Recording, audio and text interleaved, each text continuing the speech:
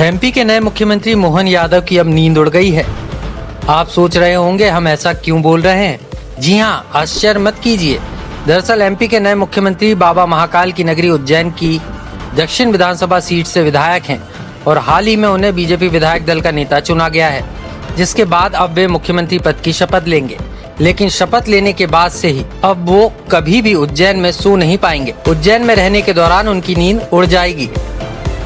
अब आप ये भी सोच रहे होंगे हम ऐसा क्यों कह रहे हैं, ये भी आपको बताते हैं। दरअसल बाबा महाकाल के दर्शन के लिए देश की बड़ी बड़ी हस्तियां से लेकर राजनीतिक पदों पर आसीन मंत्री, मुख्यमंत्री, प्रधानमंत्री और राष्ट्रपति तक आते हैं। लेकिन क्या आप जानते हैं कि बाबा महाकाल की नगरी उज्जैन में दर्शन करने के बाद कोई भी बड़ा नेता यहाँ रात नहीं गुजारता। ऐसी मान्यता है कि जो भी नेता यहाँ रात्रि विश्राम करता है उसकी सत्ता में वापसी नहीं हो पाती है। इसलिए हर मुख्यमंत्री बाबा महाकाल के दरबार में रात गुजारने से डरता है।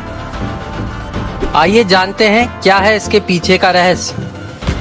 उज्जैन के राजाधिराज बाबा महाकाल।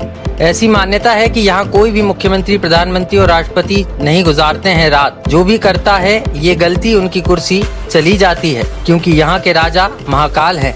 ऐसी मान्यता है कि बाबा महाकाल के दरबार में एक साथ दो राजा नहीं रुक सकते हैं।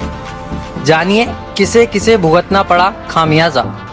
ऐसा कहा जाता है कि भारत के चौथे प्रधानमंत्री मोरारजी देसाई एक रात उज्जैन में रुके थे। दूसरे दिन ही उनकी सरकार गिर गई थी। कर्नाटक के मुख्यमंत्री येदियुरप्पा ने भी उज्जैन में रात्रि विश्राम किया था, जिसके 20 दिन बाद उन्हें अपने पद से त्यागपत्र देना पड़ा था। ऐसे में अब तो आप समझ ही गए होंगे कि एमपी के नए सीएम को उज्जैन छोड़ना होगा, क्योंकि जब वे आराम के लिए घर जाएंगे तो सो नहीं पाएंगे। ऐसे में उन्हें उज्जैन से शिफ्ट होना ही होगा, नहीं तो जागते रहना होगा, क्योंकि बाबा महाकाल की नगरी का एक ही राजा है, वो है स्वयंभू कालों के काल बाबा महाकाल। लोकमत के